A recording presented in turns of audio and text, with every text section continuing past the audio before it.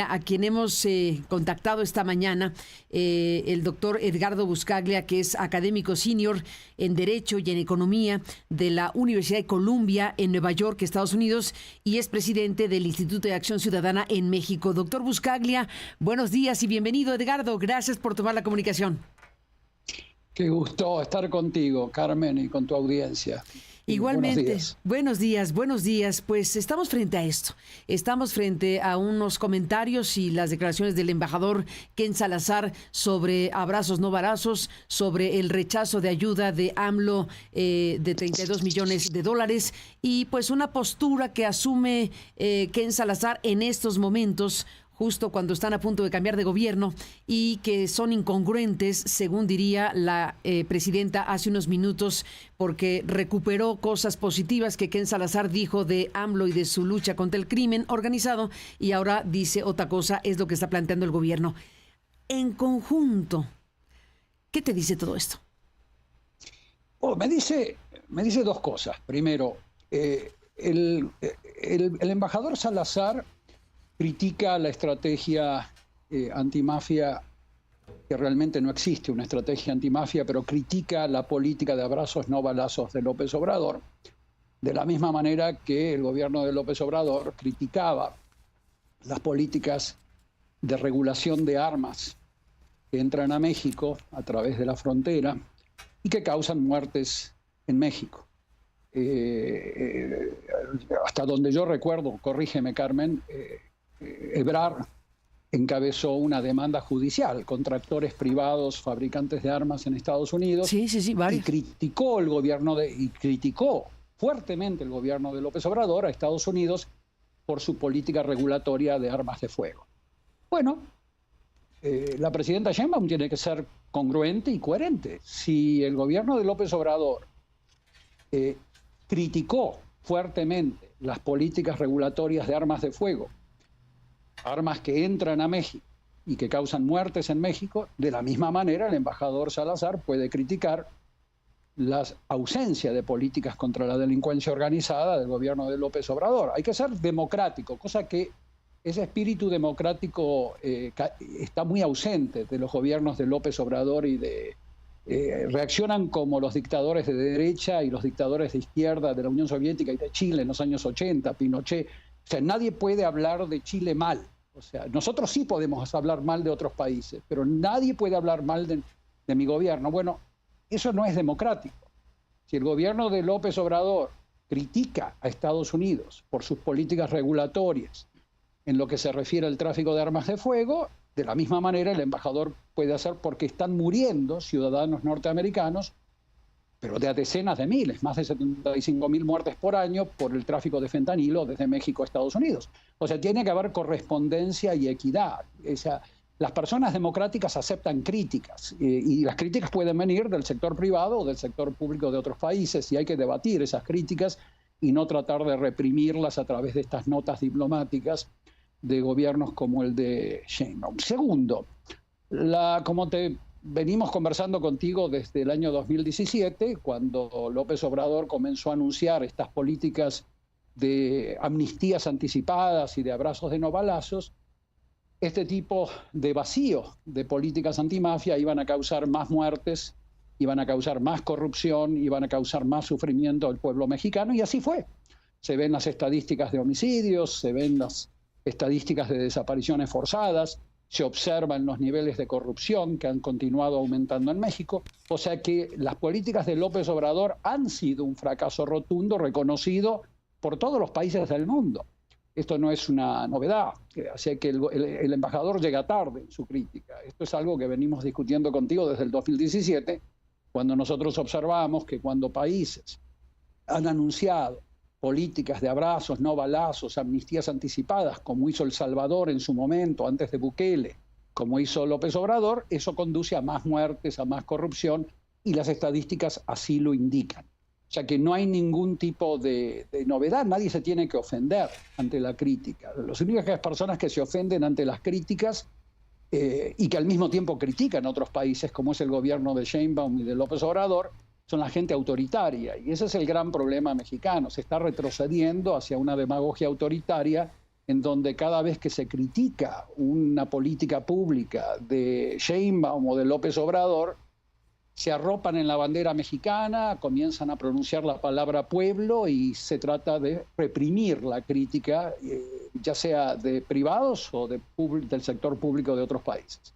Así que tiene que haber, en ese sentido, coherencia, congruencia por parte del gobierno de Sheinbaum. Con la misma fuerza que el gobierno de López Obrador, a través de Ebrard, el gobierno de Sheinbaum, critica de manera fuerte, fortísima, al tráfico de armas debido a los vacíos regulatorios en Estados Unidos, bueno, el embajador puede hacer lo propio y criticar las muertes que causa el tráfico de fentanilo producido en México del lado norteamericano. Para eso está el embajador, además, para proteger los intereses de Estados Unidos, y para eso está el gobierno mexicano, para proteger los intereses de México. O sea que nadie tiene que ofenderse ante esto. Y claramente la ausencia de políticas antimafia en México, la ausencia de combate a la corrupción electoral. México no tiene inundado a su sistema político de dinero sucio de la delincuencia organizada. El caso del Mayo Zambada es un botoncito de muestra de cómo la delincuencia organizada domina la política mexicana.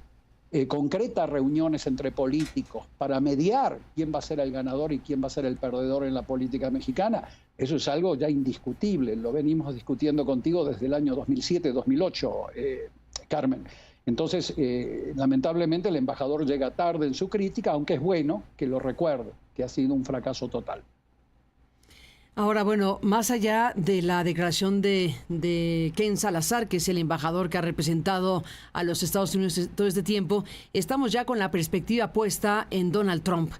Más allá de Ken Salazar y de qué vaya a pasar con Ken Salazar y de su crítica directa a los abrazos no balazos, que es más una frase en realidad, estamos aquí viendo lo que puede venir. Hemos visto declaraciones muy severas del futuro presidente de Estados Unidos, hablando de que México está controlado, que tenemos un país controlado por el crimen organizado.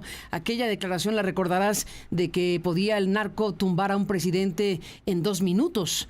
Palabras más o menos en una de las entrevistas que dio cuando era candidato a la presidencia. Ahora será el presidente.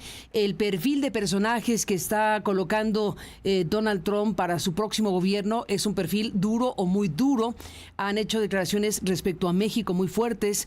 Han hablado de poner aranceles si no hay una respuesta inmediata para frenar lo que Trump quiere que se frene. A ver, vamos a brincar de Ken Salazar a lo que viene con Donald Trump de presidente, Edgardo. Bueno, se van a juntar 2 pestes. La mafiocracia mexicana va a entrar en una confrontación directa con un régimen gubernamental racista, xenófobo de Trump. Entonces lo que podemos esperar es un conflicto sin precedentes entre un Estados Unidos gobernado por un régimen racista xenófobo y una mafiocracia como la de Sheinbaum, dominada por la delincuencia organizada en sus políticas públicas, lo cual va a generar 3 grandes conflictos. Y acá no hablo de invasiones y de todos esos delirios que a veces se le tiran al intervencionismo militar americano. Lo que va a hacer es un gran conflicto que va a causar muerte, decadencia económica, más pobreza en México, en el tema migratorio, como tú sabes, en el tema comercial, con altísimos aranceles que Trump le va a aplicar a los productos mexicanos, y en el tema de drogas, especialmente el tráfico de fentanilo, de opioides, esas pastillitas que están causando más de 75.000 muertes al año en Estados Unidos.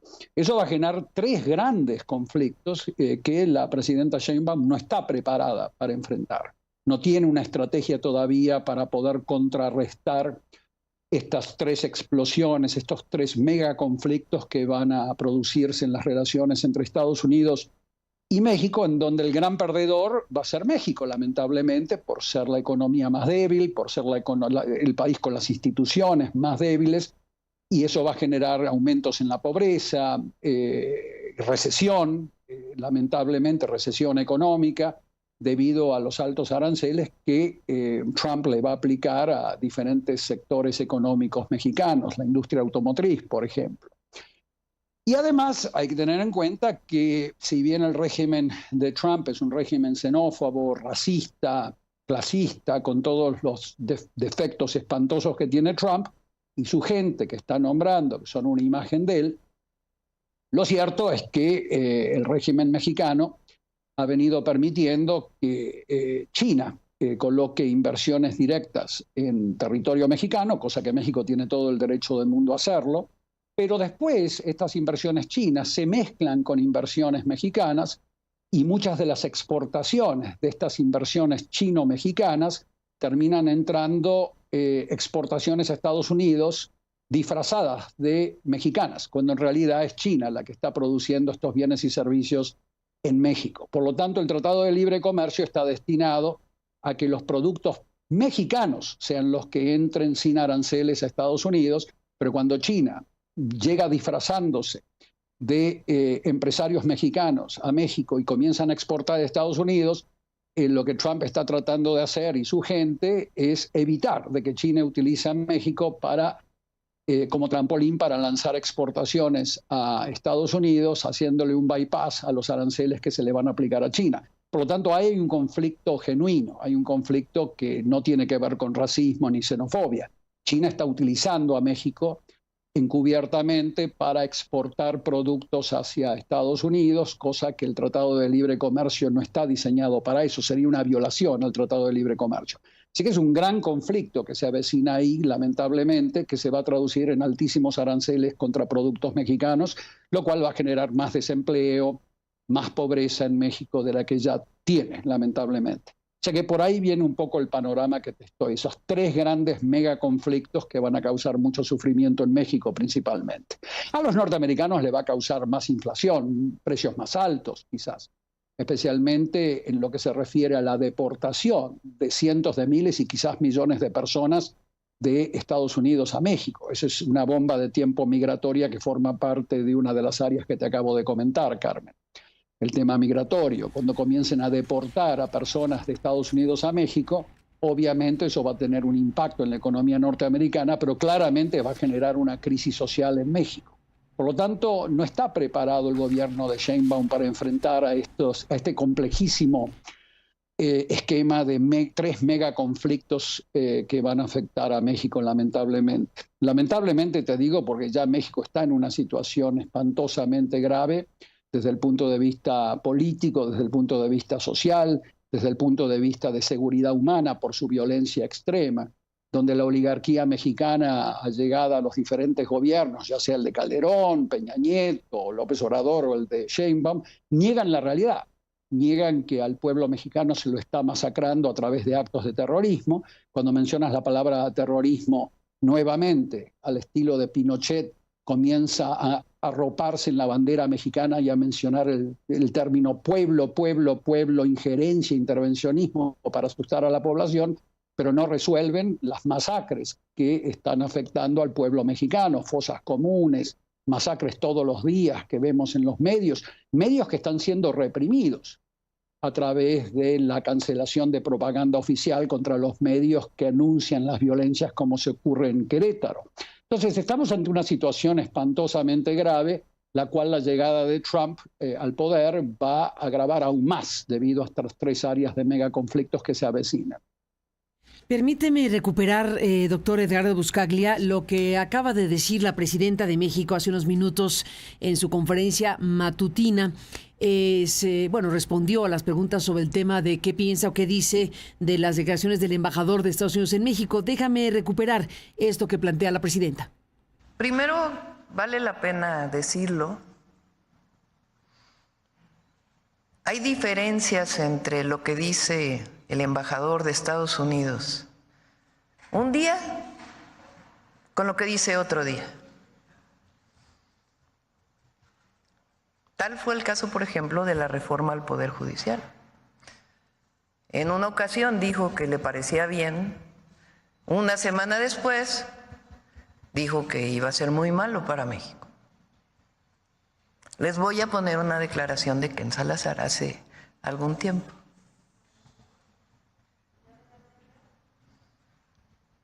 A veces cuando se dice que no hacemos mucho, les digo, miren lo que hicimos con Rafael Castro, o Guillermo Guzmán, o Gemini, pero también las investigaciones, que hay muchísimas en muchos diferentes temas. Lo hacemos con la Fiscalía, también con todas las agencias del gobierno de México. Oí por ahí una nota también.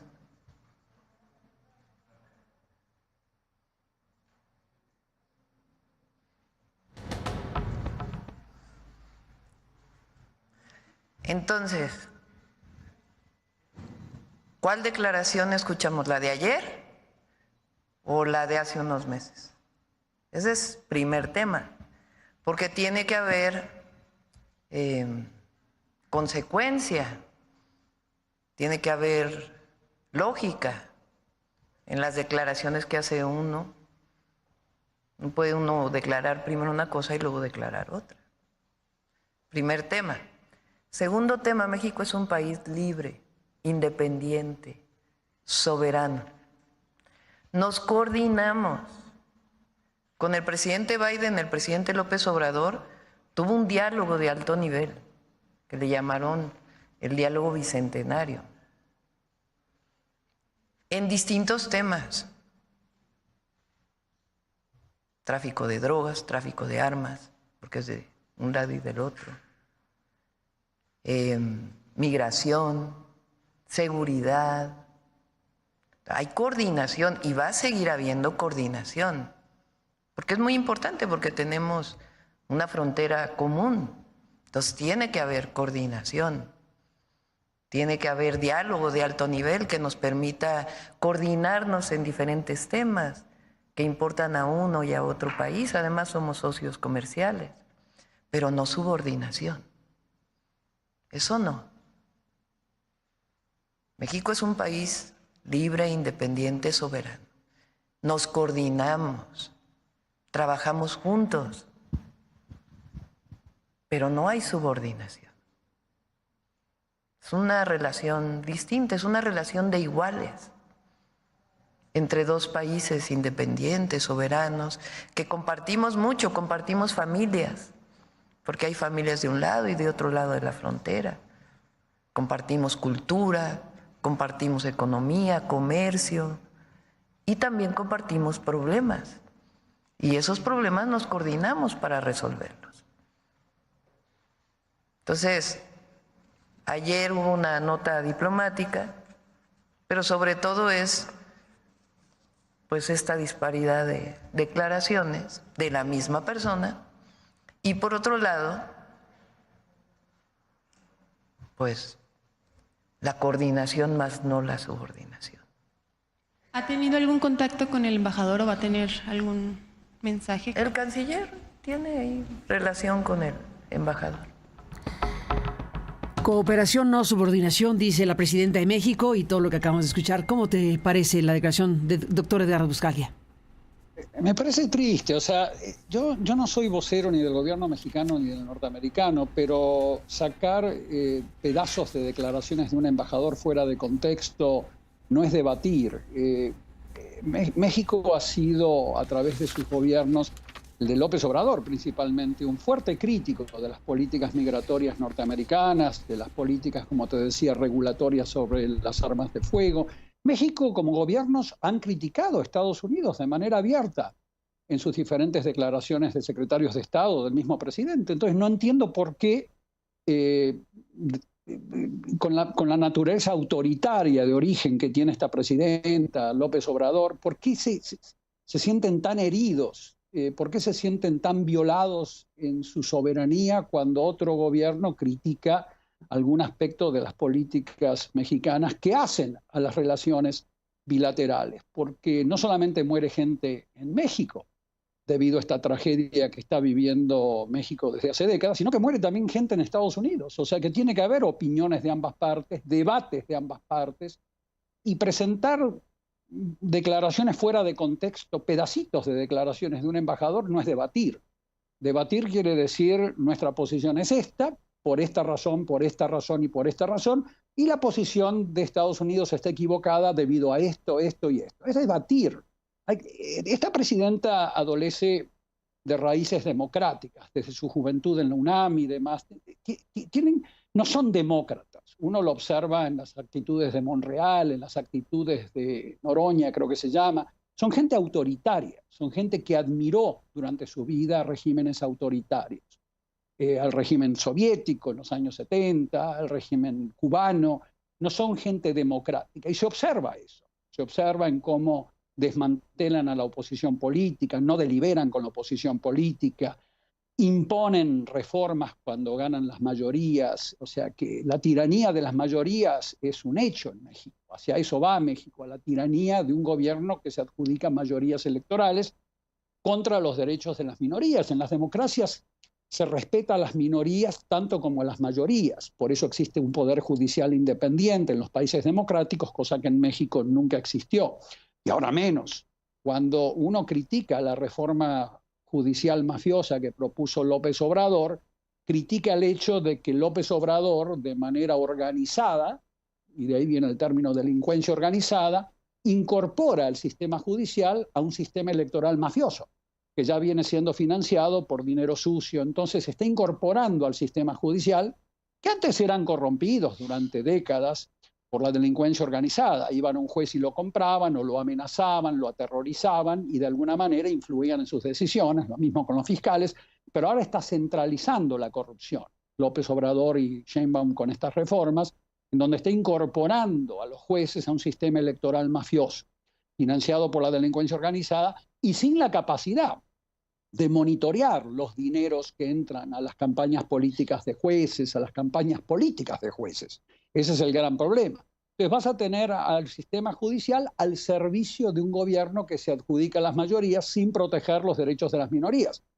El Poder Judicial tiene como misión en toda democracia velar por los intereses de las minorías étnicas, de las minorías raciales, de las minorías de todo tipo, políticas, para que no se le violen sus derechos. Es la única institución en una democracia que vela por los derechos de las minorías.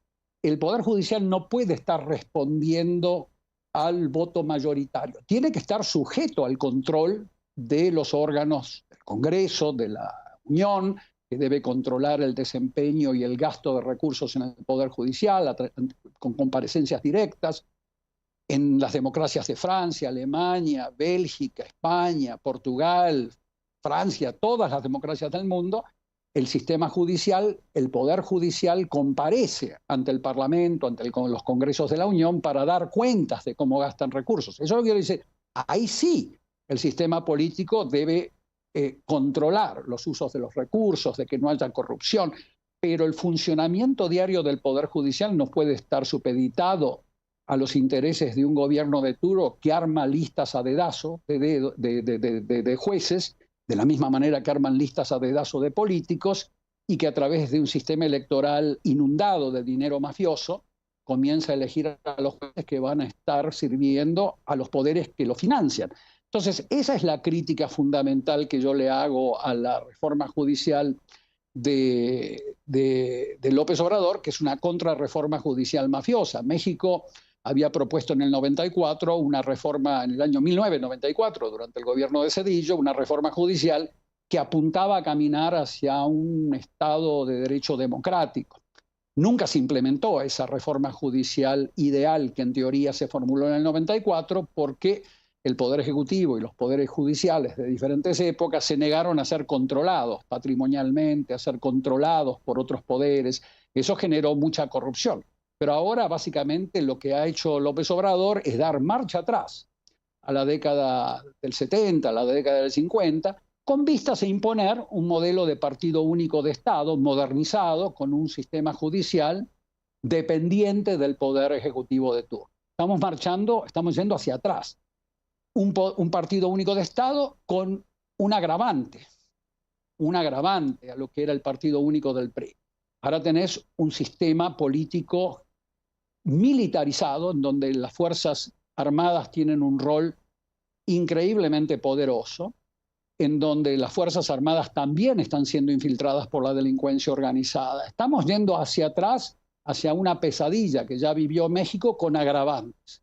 La militarización de la seguridad pública, cosa que va a representar otro fracaso. Esto lo venimos discutiendo contigo desde hace años, por qué no se debe militarizar la seguridad ciudadana en todos los países del mundo en donde el ejército fue usado para combatir a fuentes de inseguridad ciudadana. Las Fuerzas Armadas terminan violando masivamente los derechos humanos de las ciudadanías diferentes, ya sea los norteamericanos en Irak, violando los derechos humanos de la ciudadanía de Irak, o los mexicanos, las Fuerzas Armadas mexicanas en México.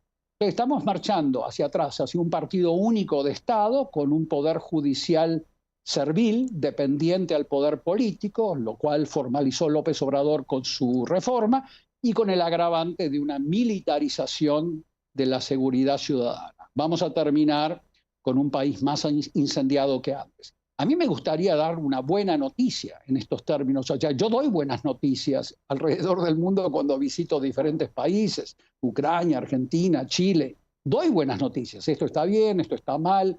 En México no tengo ninguna buena noticia que dar. Es un empeoramiento total y además con una cultura política autoritaria, demagógico-autoritaria como la que representa Claudia Sheinbaum. Ella debe estar convencida de que es una demócrata. Pero realmente les pido que comparen las reacciones. No se puede ofender ante la crítica la presidenta Sheinbaum cuando su mismo gobierno ha estado criticando al gobierno norteamericano por diferentes políticas públicas que han encabezado. Hay hasta demandas judiciales del gobierno mexicano contra actores privados fabricantes de armas criticando el modelo regulatorio norteamericano. Demandas judiciales. Imagínense si el gobierno de Estados Unidos demanda judicialmente a empresas mexicanas y critica de esa misma manera, de manera fuertísima, mucho más fuerte que las críticas de Salazar, critica a las políticas públicas. Hay que ser demócrata. Y ser demócrata quiere decir ser tolerante ante la crítica y debatir. Esta gente no está acostumbrada a debatir, está acostumbrada a imponer. Está a imponer, a no ser vigilados, por eso les gusta no tener ningún control preventivo del dinero que entra a las campañas políticas. Se niegan a hacer lo que toda democracia hace, auditorías preventivas, no como parte de ninguna causa penal, para determinar cómo le llegó el dinero a Monreal, cómo le llegó el dinero a Noroña, cómo le llegó el dinero a Madero o al presidente del PAN para financiar sus campañas. Se niegan. Son autoritarios, son arrogantes, no les gustan los controles democráticos y por lo tanto México está en la situación que está, donde gobierna la delincuencia organizada de manera fragmentada en todo el territorio mexicano. Nosotros hemos ido a diferentes partes de México donde el cartel de Jalisco Nueva Generación gobierna, literalmente gobierna. Brinda agua, brinda servicios de salud preventivos, establece infraestructura de educación, lo mismo con el cartel de Sinaloa, gobierna. Si eso lo niega la oligarquía mexicana. Por ejemplo, la oligarquía mexicana sigue negando de que millones de mexicanas y mexicanos en las últimas décadas siguen huyendo hacia Estados Unidos porque están aterrorizados para no ser asesinados y porque no encuentran trabajo en México. Eso es obvio. Es una cosa tan tautológica, tan obvia. La oligarquía mexicana lo niega. Hablan de que en México hay pleno empleo.